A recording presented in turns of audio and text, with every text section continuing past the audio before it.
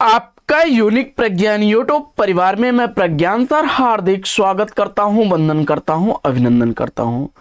प्यारे साथियों, पाठचर्या होने वाली है काफी महत्वपूर्ण, क्योंकि आज की इस पाठचर्या में हम लोग अध्ययन करने वाले हैं बड़े ही महत्वपूर्ण प्रकरण आचार्य केशवदास के संदर्भ में, उनके जीवन काल, प्रमुख रचनाओं और उनसे संबंधित प्रमुख तथ्यों पर। तो आज की इस पाठचर्या को प्रारंभ करें इससे पूर्व अगर वीडियो को पहली बार देख रहे हैं अथवा चैनल पर नए हैं तो कृपया चैनल को सब्सक्राइब, वीडियो को लाइक और शेयर करना बिल्कुल ना भूलें। तो बिना समय गंवाए प्रारंभ करते हैं पाठचर्या और देखते हैं आचार्य केशवदास के संदर्भ में। केशवदास का उपनाम जो है वेदांत मिश्र था, वेदांती मिश्र था। इनका उपनाम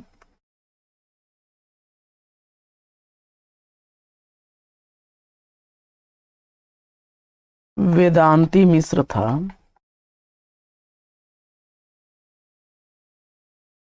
और विजयपाल सिंह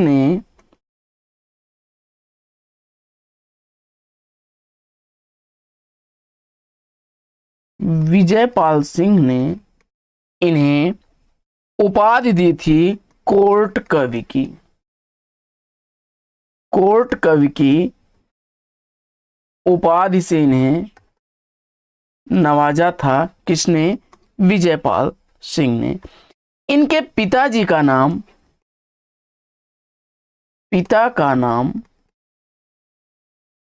काशीनाथ मिश्र था। पिता का नाम काशीनाथ मिश्र था। और जीवन काल की अगर बात की जाए तो जीवन काल इनका 1555 से 1617 ईस्वी तक था। 1555 से 1617 ईस्वी इनका जीवन काल था। केशवदास आश्रयदाता की अगर बात की जाए तो केशवदास के आश्रयदाता राजाओं में ओरछा नरेश,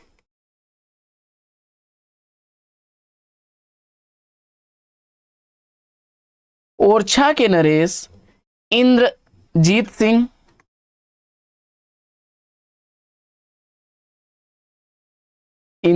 सिंह, उनके भाई रतन सिंह और राम सिंह के आश्रय में इन्होंने रचनाएं की थी। इनकी प्रमुख रचनाओं की बात की जाए, रचनाएं तो रचनाओं में इनकी प्रमुख रचनाओं में रसिक प्रिया,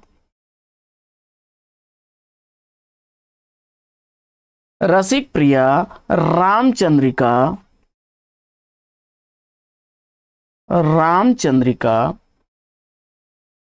कवि प्रिया,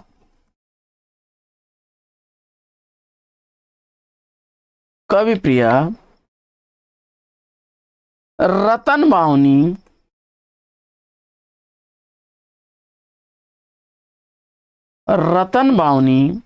वीर सिंह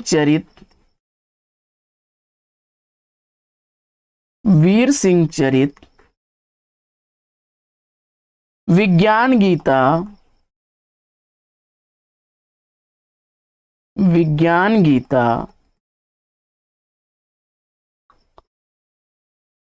जहांगीर जस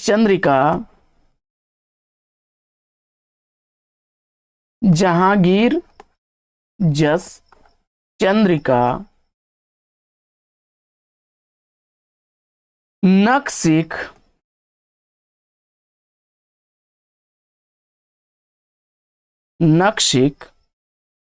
छंदमाला, ये प्रमुख रचनाएं हैं आचार्य केशवदास की। इसमें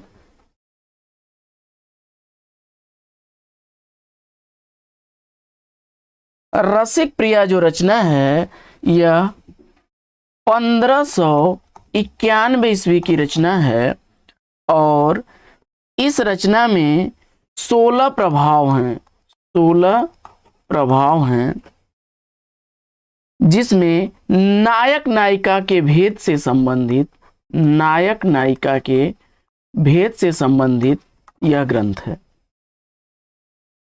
रामचंद्रिका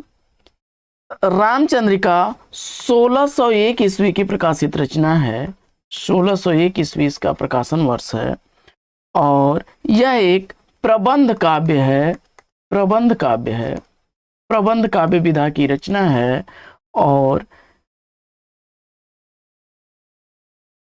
इसमें राम कथा का वर्णन 39 प्रकाशों में किया गया है।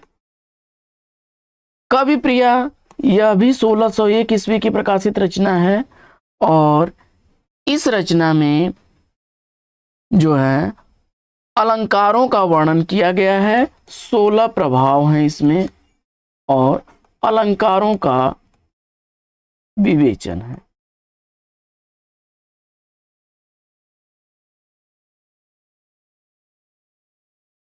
रतन बावनी इस रचना का रचनाकाल 1607 ईस्वी है और रतन सिंह का यह प्रशस्ति ग्रंथ है। वीर सिंह देवचरित इसका भी रचनाकाल 1607 ईस्वी है और यह भी प्रबंध काव्य है जिसमें वीर सिंह की प्रशस्तियां हैं। विज्ञान गीता यह प्रतीकात्मक शैली में लिखा गया 1610 ईस्वी का ग्रंथ है और यह एक प्रबंध काव्य है जिसमें आध्यात्मिक विषय वस्तु का वर्णन है और यह ग्रंथ प्रबोध चंद्रोदय की शैली पर लिखा गया, प्रबोध चंद्रोदय की शैली पर लिखा गया ग्रंथ है। इसके बाद बढ़ते हैं आगे। जहांगीर जस चंद्रिका की अगर बात की जाए तो जहांगीर जस चंद्रिका यह 1612 ईस्वी की रचना है, 1612 ईस्वी इसका रचना काल है और यह भी जहांगीर से संबंधित प्रशस्ति काव्य ग्रंथ है। इसके बाद नक्सिक मुक्तकों की रचना है, वहीं छंदमाला वर्णिक छंदों का तथा मात्रिक छंदों का परिचयात्मक विवरण देखने को मिल जाएगा जिसमें 77 वर्णिक छंद हैं और 26 मात्रिक छंद हैं। आइए बढ़ते हैं आगे और इनसे संबंधित और अन्य तथ्यों पर चर्चा करते हैं। तो कुछ आलोचनात्मक ग्रंथों को देख लेते हैं। केशवदास पर आधारित आलोचना ग्रंथ। आलोचना ग्रंथों में केशव की काव्य कला, केशव की काव्य कला नाम से ग्रंथ है और इसके लेखक हैं कृष्ण शंकर शुक्ल। कृष्ण शंकर शुक्ल। दूसरा ग्रंथ है आचार्य केशव।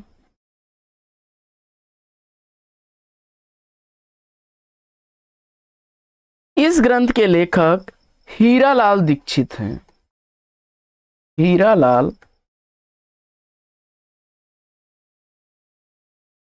दीक्षित हैं। अगला केशव का आचार्य तत्व। केशव का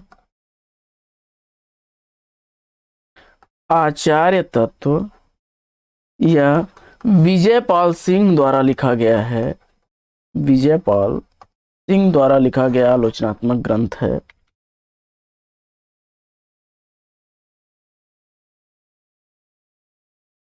इनके संदर्भ में कुछ तथ्यों को देख लेते हैं। कथन।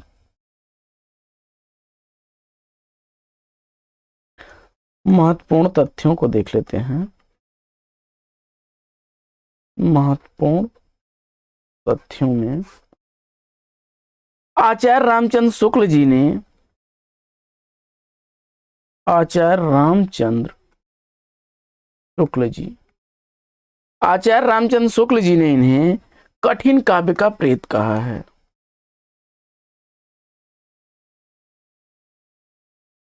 कठिन काव्य का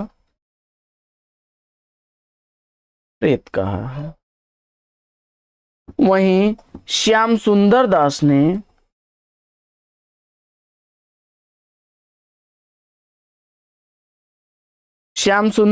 ने इन्हें रीतिकाल का प्रवर्तक माना है।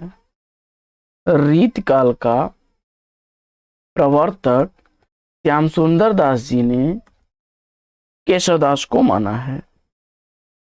तो डॉक्टर बच्चन सिंह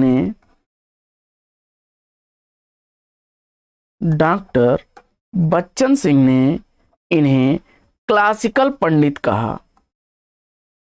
क्लासिकल पंडित की संज्ञा दी है। क्लासिकल पंडित की संज्ञा दी है डॉक्टर बच्चन सिंह ने।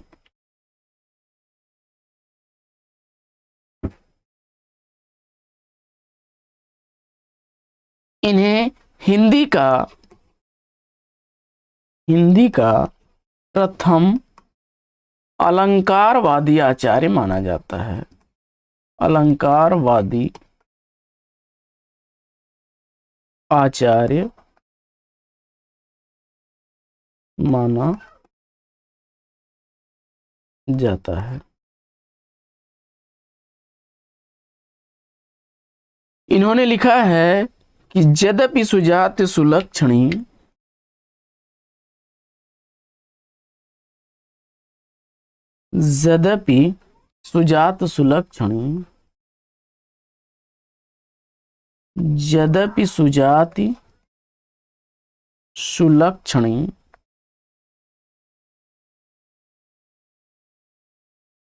सुवर्ण सरस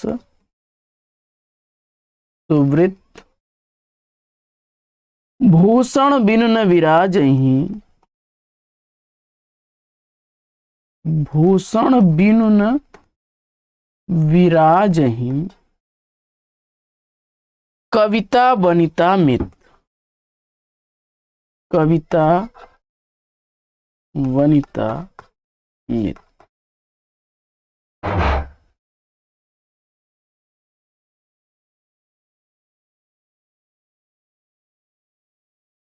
इनके संदर्भ में एक महत्वपूर्ण तथ्य और है कि अन्योक्ति का स्वतंत्र रूप से सर्वप्रथम उल्लेख अन्योक्ति का स्वतंत्र रूप से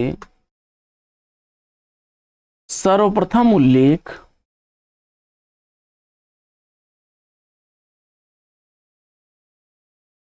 आचार्य केशवदास ने किया।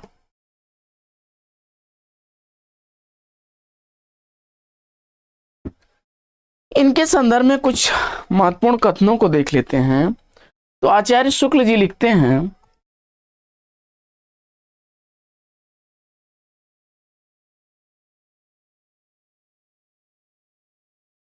आचार्य रामचंद्र शुक्ल जी लिखते हैं कि केशव को कभी हृदय नहीं मिला था। केशव को कभी हृदय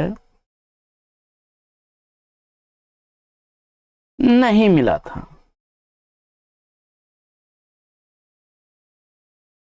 उनमें वह सहृदयता और भावुकता न थी। उनमें वह सहृदयता और भावुकता न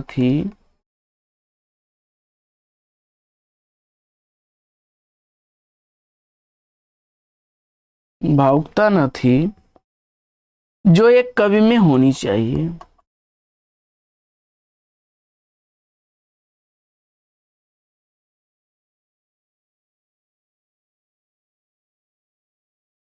एक कव में होनी चाहिए। वहीं जो है आचार्य शुक्ल जी का दूसरा कथन इनके संदर्भ में है। दूसरा कथन इनके संदर्भ में है, वे लिखते हैं कि प्रबंध काव्य रचना के योग्य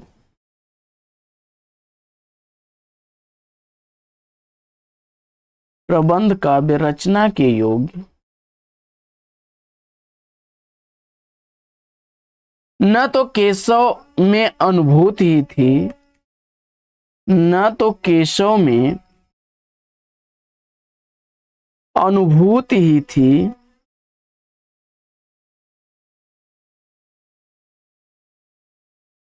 न शक्ति।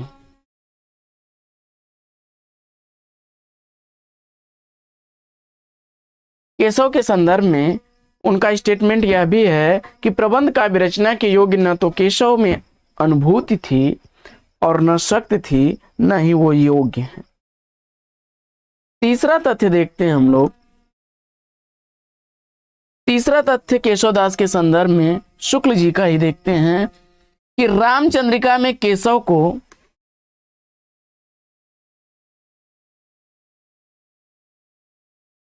रामचंद्रिका में केशव को रामचंद्रिका में केशव को सबसे अधिक सफलता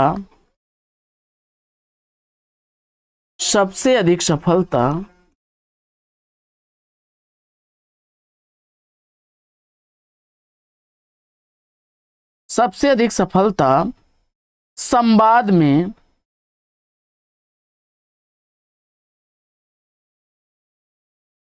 संवादों में मिली।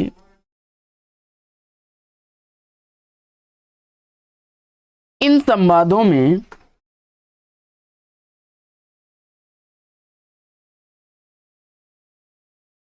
पात्रों के अनुकूल क्रोध,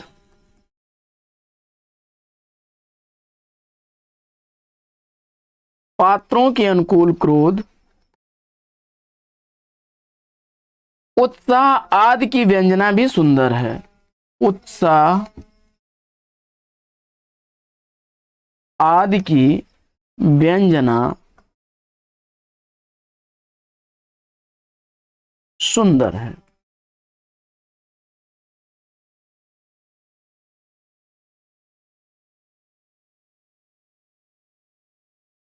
शुक्ल जी आगे लिखते हैं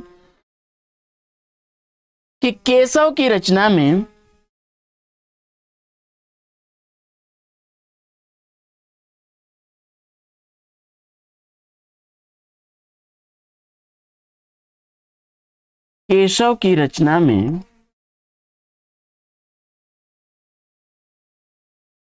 सूर तुलसी आदि की सी सरसता, सूर तुलसी आदि की सी सरसता और तन्मयता चाहे न हो,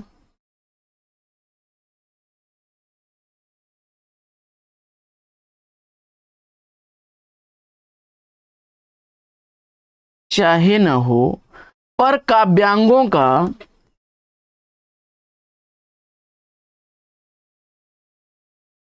काव्यांगों का विस्तृत परिचय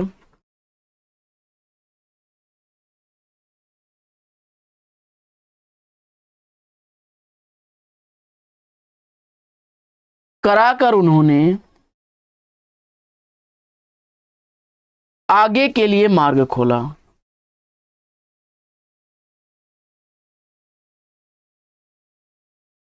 आगे के लिए मार्ग खोला।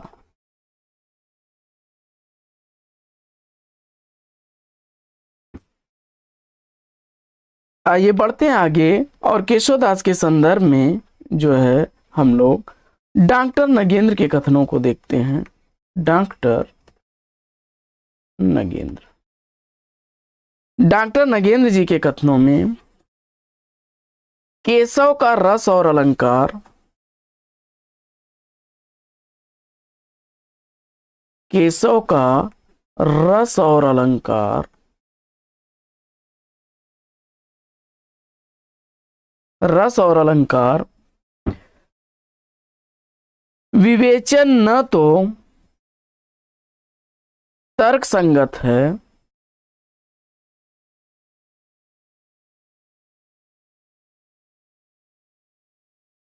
रस और अलंकार विवेचन न तो तर्क संगत है, न ही मौलिक।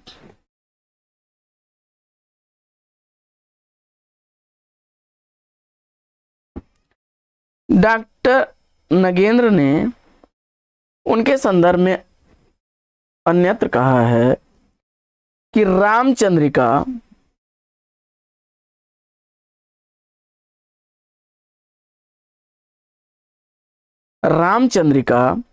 केशव का असाधारण महाकाव्य है।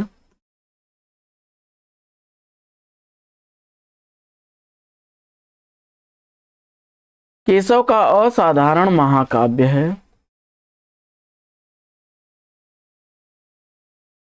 जिसमें परंपरा पालन के स्थान,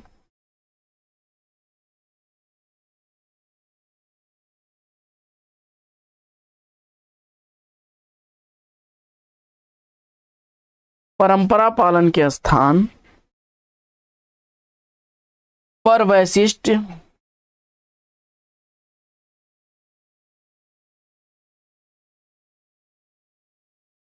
सन्निवेश,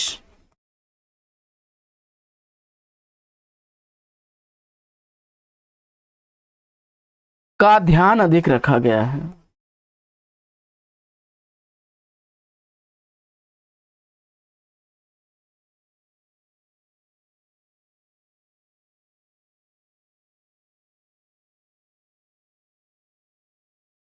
आगे देखते हैं कथन हम लोग पीताम्बर दत्त बड़थवाल जी का।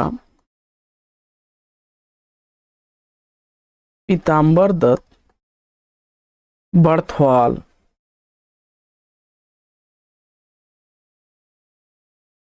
पीताम्बर दत्त बड़थवाल जी लिखते हैं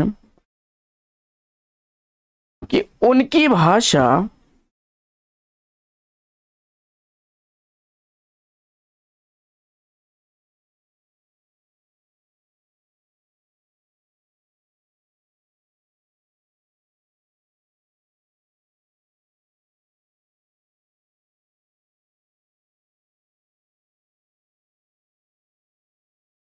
उनकी भाषा काव्योपयोगी नहीं है, काव्योपयोगी नहीं है। माधुर्य और प्रसाद गुण से तो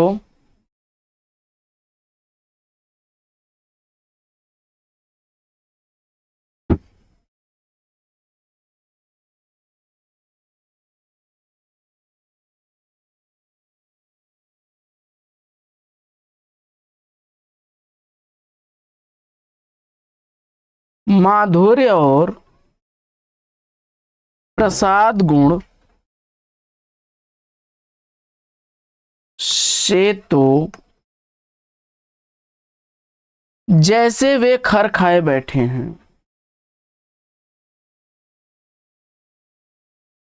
जैसे वे खर खाए बैठे हैं, खर खाए बैठे हैं। उनकी ब्रज भाषा बहुत उबड़ खाबड़ है, उनकी ब्रज भाषा बहुत उबड़ खाबड़ है, उबड़ खाबड़ है। उनमें स्थान स्थान पर बुंदेली का पुट मिला हुआ है, उनमें स्थान स्थान पर बुंदेली का पुट मिला हुआ है। बुंदेली का पुट मिला हुआ है।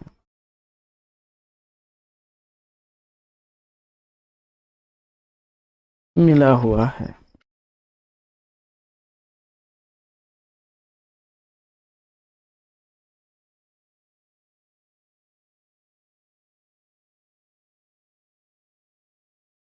आगे बढ़ते हैं और देखते हैं अज्ञेय जी का कथन उनके संदर्भ में। अज्ञेय जी क्या लिखते हैं कि बिहारी को एक ट्रेडिशन बना बनाया मिला, केशव ने स्वयं ट्रेडिशन बनाया। बिहारी को एक ट्रेडिशन बना बनाया मिला,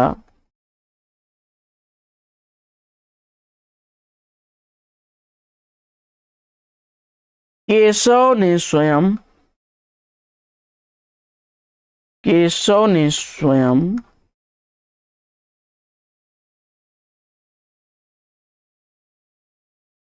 ट्रेडिशन बनाया।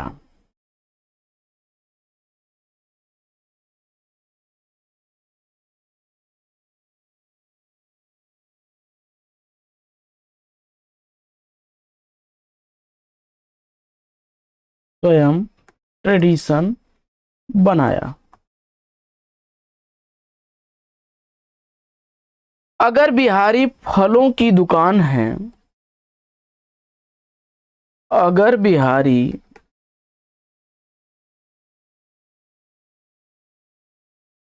फलों की दुकान है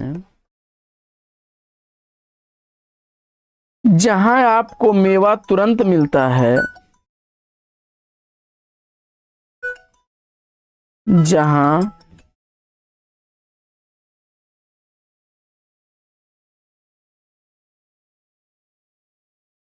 जहां आपको मेवा तुरंत मिलता है,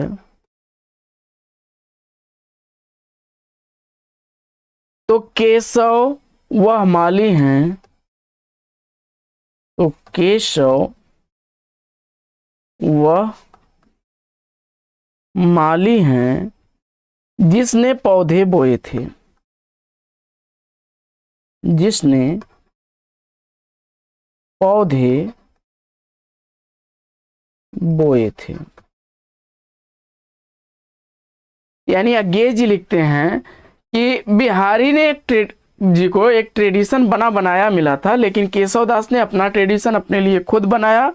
और अगर आप ऐसे तुलना करें कि बिहारी फलों की दुकान है जहां से आपको तुरंत मेवा मिल जाएगा, तो केशव दास वह माली हैं जिसने उन मेवों के लिए पौधे बोए थे।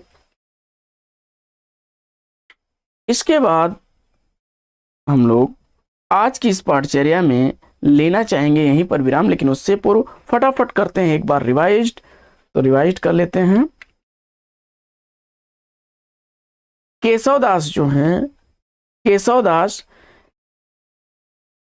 दास का उपनाम वेदांती मिश्र था और इन्हें विजयपाल सिंह ने कोर्ट का कवि कहा है।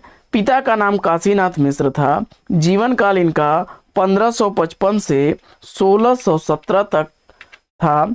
ओरछा नरेश, इंद्रजीत सिंह व रतन सिंह तथा राम सिंह के आश्रयदाता में इन्होंने रचनाएं की। इनकी प्रमुख रचनाओं में रसिक प्रिया, रामचंद्रिका, कवि प्रिया, रतन बावनी, वीर सिंह चरित, विज्ञान गीता, जहांगीर जस चंद्रिका और नक्सिक छंदमाला प्रमुख हैं। इन पर आधारित कुछ प्रमुख आलोचना ग्रंथों में केशव की काव्य कला, आचार्य केशव दास, केशव का आचार्य तत्व प्रमुख आलोचनात्मक ग्रंथ हैं। इसके अलावा रामचंद्र शुक्ल ने इन्हें कठिन काव्य का प्रेत कहा, तो श्याम सुंदर दास ने इन्हें रीतिकाल का प्रवर्तक, तो बच्चन सिंह ने इन्हें क्लासिकल पंडित कहा है, जबकि हिंदी का पहला अलंकारवादी आचार्य इन्हें विद्वानों ने माना है। इनका एक चर्चित पंक्तियां हैं कि यद्यपि सुजाति सुलक्षणी सुवर्ण शरस सुवृत आभूषण विनुन विराज ही कविता वनिता अमित। इसके बाद आचार्य शुक्ल ने इनको कवि हृदय केशव के संदर्भ में लिखा है कि केशव को कवि हृदय नहीं मिला था, उनमें वह सहृदयता और भावुकता न थी जो एक कवि में होनी चाहिए। तो वहीं इन्होंने लिखा कि प्रबंध काव्य रचना के योग्य न तो केशव में अनुभूति थी और न शक्ति। रामचंद्रिका में केशव को सबसे अधिक सफलता उनके संवाद योजना में मिली है और इन संवादों में पात्रों के अनुकूल क्रोध और उत्साह आदि की व्यंजना उन्होंने प्रस्तुत की है। इसके बाद केशव दास की रचना में सूर तुलसी की सरसता और तन्मयता चाहे न हो, पर काव्यांगों का विस्तृत परिचय करा करके उन्होंने आगे के लिए एक नया मार्ग खोला है सबके लिए। डॉक्टर नगेंद्र ने इनके संदर्भ में लिखा है कि केशव रस और अलंकार के विवेचन न तो तर्क संगत हैं और ना ही मौलिक हैं। रामचंद्रिका केशवदास का असाधारण महाकाव्य है। परंपरा पालन के स्थान पर वैशिष्ट सन्निवेश का ध्यान अधिक रखा गया है उनकी रचनाओं में। पीताम्बर दत्त बड़तवाल ने लिखा कि उनकी भाषा काव्य उपयोगी नहीं है, माधुर्य और प्रसाद गुण से तो वे वैसे ही खर खाए बैठे हैं। उनकी ब्रज भाषा बहुत उबड़ खाबड़ और स्थान स्थान पर बुंदेली का पुट मिला हुआ मिलता है देखने को। इसके बाद अज्ञेय जी ने लिखा है कि बिहारी को एक ट्रेडिशन बनाया मिला, परंतु केशव ने अपने लिए ट्रेडिशन स्वयं बनाया। अगर बिहारी फलों की दुकान है जहां आपको मेवा तुरंत मिलता है, तो केशव वह माली हैं जिसने पौधे बोए थे। तो साथियों, आज की पाठचर्या केशवदास पर कैसी लगी कमेंट्स करके जरूर बताइएगा। तो फिर मिलते हैं अगले वीडियो में एक नए प्रकरण, एक नए टॉपिक, एक नए अंदाज में। तब तक के लिए लेंगे आपसे विदा। आपका जीवन मंगलमय हो। बेस्ट विशेष बेस्ट ऑफ लक। जय हिंद साथियों।